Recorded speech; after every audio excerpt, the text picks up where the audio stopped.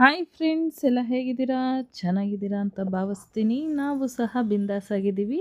ಇವತ್ತಿನ ವ್ಲಾಗ್ ಏನಪ್ಪ ಅಂದರೆ ಎಲ್ಲ ಮಹಿಳೆಯರಿಗೂ ಮತ್ತು ಎಲ್ಲರಿಗೂ ಸಹ ಯೂಸ್ಫುಲ್ ಆಗಿರುವಂತಹ ವ್ಲಾಗ್ ಮಾಡ್ತಾಯಿದ್ದೀನಿ. ಏನು ವ್ಲಾಗು ಅಂತ ಯೋಚನೆ ಮಾಡ್ತಾಯಿದ್ದೀರಾ?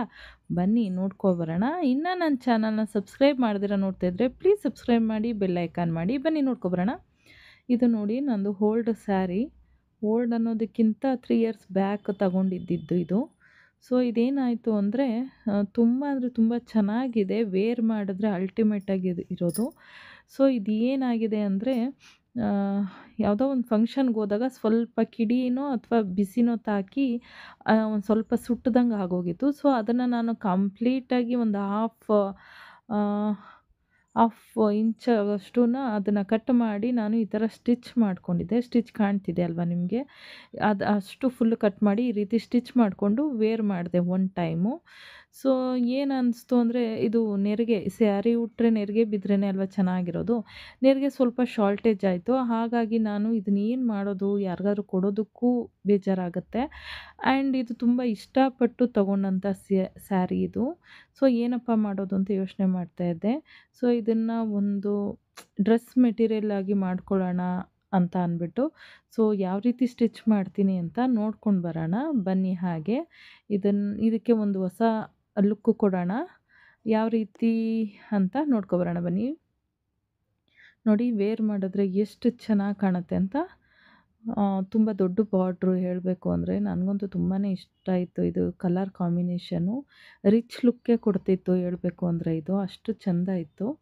ಸೊ ಇದನ್ನು ನನಗೆ ಹಾಗೆ ಇಡೋದಕ್ಕೂ ಮನಸ್ಸಾಗ್ತಾ ಇರಲಿಲ್ಲ. ಆ್ಯಂಡ್ ವೇರ್ ಮಾಡೋದಕ್ಕೆ ಹಾಗೆ ಇಟ್ಟರೆ ಯೂಸ್ ಇಲ್ಲ. ಸೊ ಹಾಗಾಗಿ ಏನಾದರೂ ಒಂದು ಡ್ರೆಸ್ ಕೊಡೋಣ ಅಂತ ಹೇಳಿ ಯೋಚನೆ ಮಾಡ್ತಿದ್ದೆ. ಸೊ ಇವತ್ತು ನಾನು ಸ್ಟಿಚ್ ಮಾಡೋಣ ಅಂತ ಹೇಳಿ ಸ್ಟಿಚ್ ಮಾಡೋದಕ್ಕೆ ಇದು ಕಟ್ಟಿಂಗ್ ಮಾಡೋಣ ಅಂತ ಹೇಳಿ ಎಲ್ಲ ಪ್ರಿಪ್ರೇಷನ್ ಮಾಡ್ಕೊತಾ ಇದ್ದೀನಿ. ನೋಡಿ ಬಾರ್ಡರ್ ಎಲ್ಲ ಎಷ್ಟು ರಿಚ್ ಆಗಿದೆ ಅಂತ. ತುಂಬ ಅಂದರೆ ತುಂಬ ಚೆನ್ನಾಗಿದೆ. ಕ್ಯಾಮ್ರಾದಲ್ಲಿ ಹೇಗೋ ಗೊತ್ತಿಲ್ಲ, ಬಟ್ ರಿಯಲಾಗೂ ನೋಡೋದಕ್ಕೂ ತುಂಬ ರಿಚ್ ಆಗಿದೆ ಹೇಳಬೇಕು ಅಂದರೆ. ಅಷ್ಟು ಚೆಂದ ಇದೆ. ಸೊ ನೋಡ್ತಾ ಇರ್ಬೋದು, ಯಾವುದೇ ಫಂಕ್ಷನ್ಗೆ ಹೋದ್ರೂ ರಿಚ್ ಆಗಿದೆ. ರೇಷ್ಮೆ ಸೀರೆಗಿಂತ ಹೆಚ್ಚಾಗಿ ಚೆನ್ನಾಗಿ ಕಾಣ್ತಿದೆ.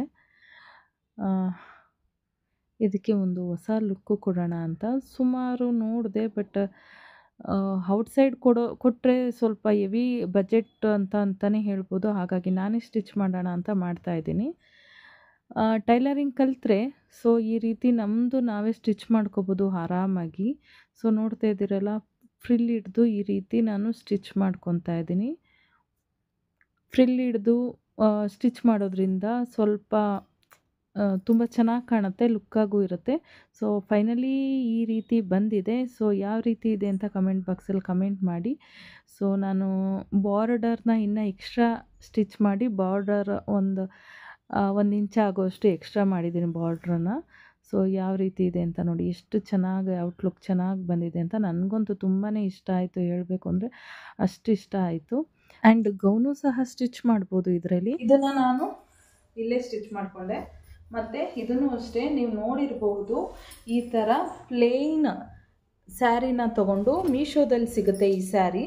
ಸೊ ಈ ಸ್ಯಾರಿಗೆ ಬರೀ 300 ರುಪೀಸ್ ಕೊಟ್ಟಿದ್ದು. 280 ಐ ಥಿಂಕ್ 300 ಅನಿಸುತ್ತೆ. ಸೊ ಈ ಸ್ಯಾರಿನ ನಾನು ಈ ರೀತಿ ಸ್ಟಿಚ್ ಮಾಡಿದ್ದೀನಿ. ಸೊ ನೋಡ್ತಾ ಇರ್ಬೋದು ಗೌನು. ಸೊ ಪಾರ್ಟಿ ವೇರೆಲ್ಲ ತುಂಬ ಅಂದರೆ ತುಂಬ ಚೆನ್ನಾಗಿರುತ್ತೆ. ವೇರ್ ಮಾಡಿದ್ರೆ ಅಷ್ಟು ಲುಕ್ಕಾಗಿರುತ್ತೆ. ಅಷ್ಟು ಚೆನ್ನಾಗಿದೆ ಹೇಳಬೇಕು ಅಂದರೆ. ನೋಡಿ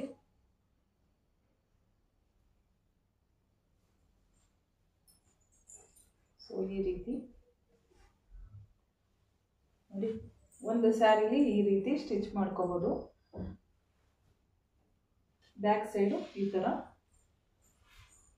ಆ್ಯಂಡ್ ಫ್ರಂಟು ಈ ರೀತಿ ಕೊಟ್ಟಿದ್ದೀನಿ. ಮತ್ತು ಇಲ್ಲೂ ಅಷ್ಟೇ ಕಾಂಟ್ರಾಸ್ಟ್ ಆಗಿ ಕೊಟ್ಟಿರೋದಕ್ಕೆ ಇದು ತುಂಬ ಅಂದರೆ ತುಂಬ ಲುಕ್ಕಾಗಿ ಚೆನ್ನಾಗಿ ಕಾಣುತ್ತೆ. ಸುಮ್ಮನೆ ಮನೆಯಲ್ಲಿ ಚೆನ್ನಾಗಿರೋವಂಥ ಸೀರೆಗಳನ್ನೆಲ್ಲ ಈ ಥರ ಬಾರ್ಡ್ರ್ ಸೀರೆನೆಲ್ಲ ಇಟ್ಟು ಸುಮ್ಮನೆ ಇಡೋದಕ್ಕಿಂತ ಸೊ ಈ ರೀತಿ ನಾವು ಸ್ಟಿಚ್ ಮಾಡಿಕೊಂಡು ಡಿಫ್ರೆಂಟಾಗಿ ವೇರ್ ಮಾಡ್ಬೋದು. ಇದಕ್ಕೆ ದುಪ್ಪಟ್ಟನೂ ಯೂಸ್ ಮಾಡ್ಬೋದು. ಅಷ್ಟು ದುಪ್ಪಟ್ಟ ಯೂಸ್ ಮಾಡಿದ್ರೆ ಇನ್ನೂ ಚೆನ್ನಾಗಿ ಲುಕ್ಕಾಗಿ ಕಾಣುತ್ತೆ. ಸೊ ನಾನು ಸ್ಟಿಚ್ ಮಾಡಿರೋದನ್ನ ನಿಮ್ಮ ಹತ್ರ ಶೇರ್ ಮಾಡಬೇಕು ಅಂತ ಇಷ್ಟ ಆಯಿತು, ಹಾಗಾಗಿ ಶೇರ್ ಮಾಡ್ತಾ ಇದ್ದೀನಿ. ಆ್ಯಂಡು ಮೀಶೋದಲ್ಲಿ ತೊಗೊಂಡಿರೋಂತಹ ಸೀರೆನಲ್ಲಿ ಗೌನ್ ಯಾವ ರೀತಿ ಸ್ಟಿಚ್ ಮಾಡಿದ್ದೀನಿ ಅಂತ ನೋಡಿದ್ರಲ್ಲ. ಸೊ ಆ ರೀತಿ ಗೌನ್ ತೊಗೋಬೇಕು ಅಂದ್ರೂ ನಾವು ಮಿನಿಮಮ್ ಅಂದರೂ 1500-2000 ರುಪೀಸ್ ಆದರೂ ಕೊಡಬೇಕು. ಇಲ್ಲಿ ನೋಡಿ ನಾನು ಮೆಟೀರಿಯಲ್ಸು ಅದಕ್ಕೆಲ್ಲ ಸೇರಿ ಒಂದು 500 ರುಪೀಸಲ್ಲಿ ಗೌನ್ ರೆಡಿಯಾಗಿದೆ.